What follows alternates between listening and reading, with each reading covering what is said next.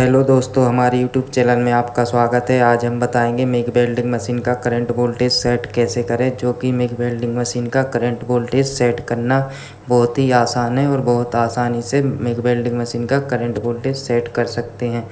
देख सकते हैं यह मशीन पैनासोनिक कंपनी की है, कुछ इस प्रकार से है।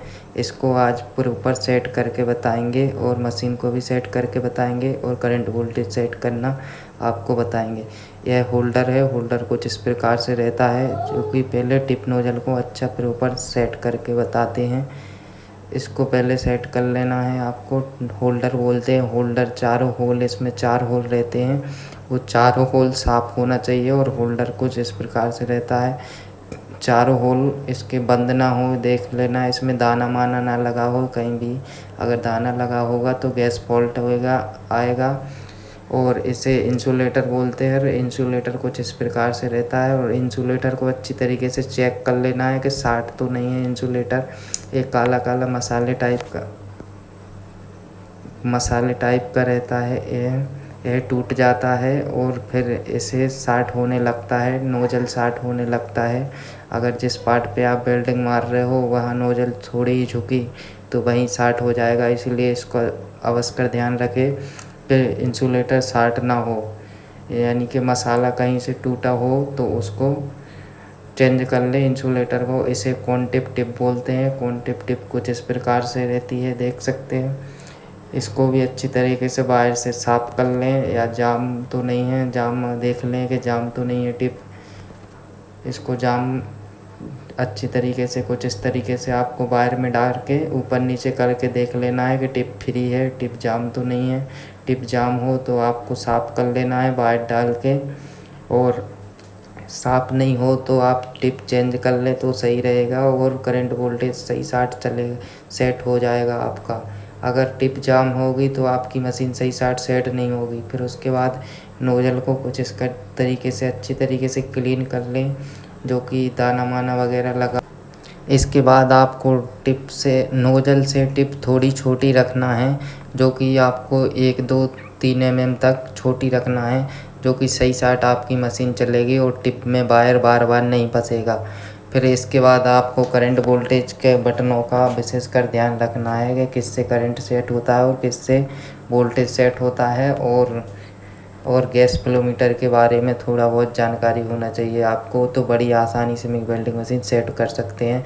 देख सकते हैं वोल्टेज वाले बटन पर हमें देखना किसी भी मशीन पर भी बना रहेगा वोल्टेज वाले बटन पर, और बाजू में लिखा रहता है वेल्डिंग वोल्टेज, इस प्रकार से लिखा रहता है। और करंट वाले पर ए बना रहता है, और करंट वाले में 2 पैरामीटर रहते हैं, और देख सकते हैं और लिखा भी रहता है बाजू में वेल्डिंग करंट।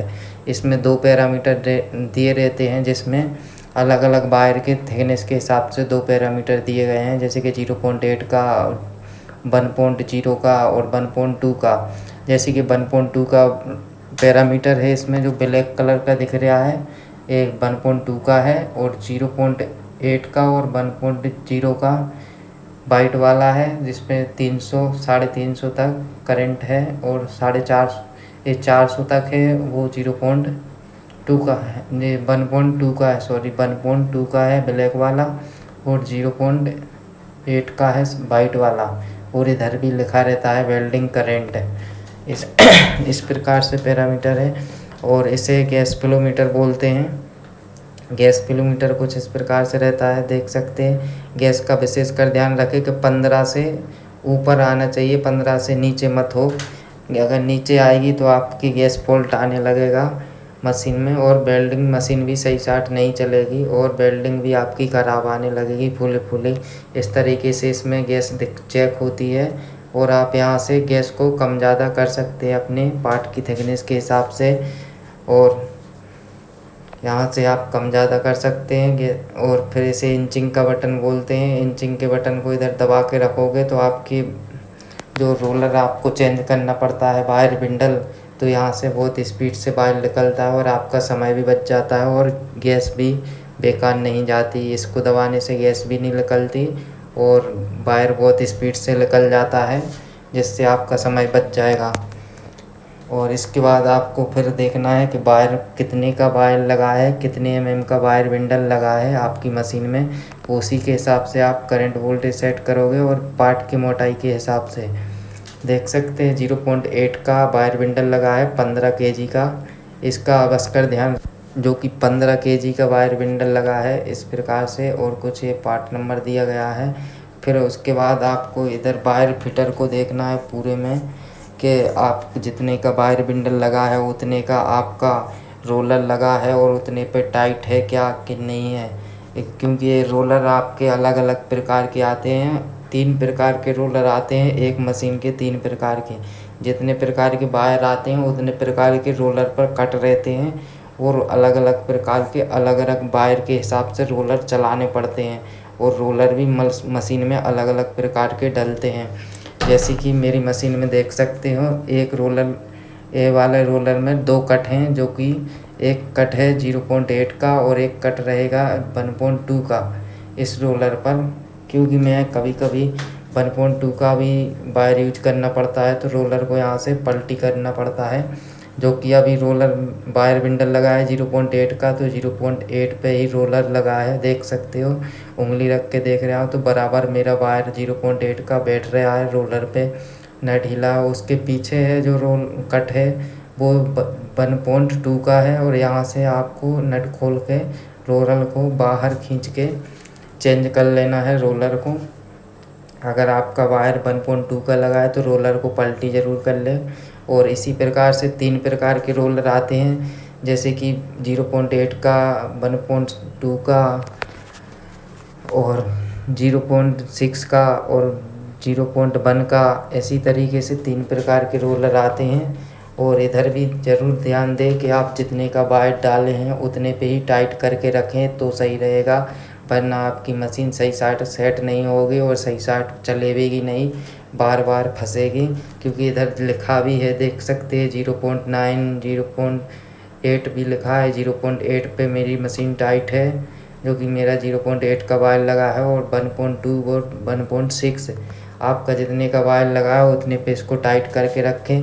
जैसे कि हम अपन इसको कम टाइट करोगे तो इधर से वायर कभी स्लिप होकर जाएगा, कभी ज़्यादा चला जाएगा, कभी कम जाएगा। फिर आपकी मशीन सही साट नहीं चलेगी और आपका हाथ की बैलेंस भी सही साट नहीं बन पाएगा। आपको लगेगा कि मैं हाथ कम ज़्यादा चला रहा हूँ या ज़्यादा चला रहा हूँ, कुछ समझ में नहीं पड़ेगा। इसलिए आप इसका ज़रूर ध्यान रखें। फिर उसके बाद अगर आप ज़्यादा टाइट कर दोगे तो वायर बेंड होकर जाएगा और वहाँ टिप में बार बार फंसेगा। अब मशीन का करंट वोल्टेज सेट करते अपन, तो पहले अपन पार्ट की मोटाई नाप ले, फिर अपन देख सकते हैं। फिर मैंने तो पहले मशीन को अपन 0 कर लेते हैं, जो कि 0 नहीं होती है ये मशीन। जो 50 करंट है और वोल्टेज 12 है। और इधर बटन मैंने पूरे 0 कर लिए, ये 0 हो गए हैं, लेकिन उधर पैरामीटर पे 50 करंट दिखा रहा है और 12 वोल्टेज दिखा रहा है। अब अपन करंट कर लेते हैं 16, वोल्टेज कर लेते हैं 16 और करंट कर लेते हैं 100। करंट कर लिया है 100 और वोल्टेज कर लिया है 16। अब चला के देखते हैं। पार्ट है अपना 8 mm का पार्ट है। 8 mm के पार्ट पर अब मशीन चला कर देख रहे हैं, और आपको जितने mm के पार्ट पर वेल्डिंग मारना है वो उसी पार्ट पर आप करंट वोल्टेज सेट करोगे तो सही रहेगा, वरना आपकी मशीन सही साट सेट नहीं होगी। अगर आप दूसरे पार्ट के हिसाब से आप दूसरे पार्ट पर मशीन सेट करोगे और दूसरे पार्ट पर वेल्डिंग मारना है, वो कितने ही पतला होगा और ये कितना मोटा होगा, इसके आवश्यक ध्यान रखें। किस पार्ट पर आप वेल्डिंग मारना है उसी पार्ट पर आप मशीन सेट करें। तो फिर से आप अपन अब थोड़ा सा और करंट वोल्टेज बढ़ाते हैं। पहले करंट बढ़ाते हैं तो करंट कर लेते हैं अपन 150। देख सकते हैं 150 कर लिया है करंट, और इधर वोल्टेज कर देते हैं 20। इस प्रकार से वोल्टेज कर दिया है मैंने 20 वोल्टेज। देख सकते हैं करंट इधर हो गया 164 और 21।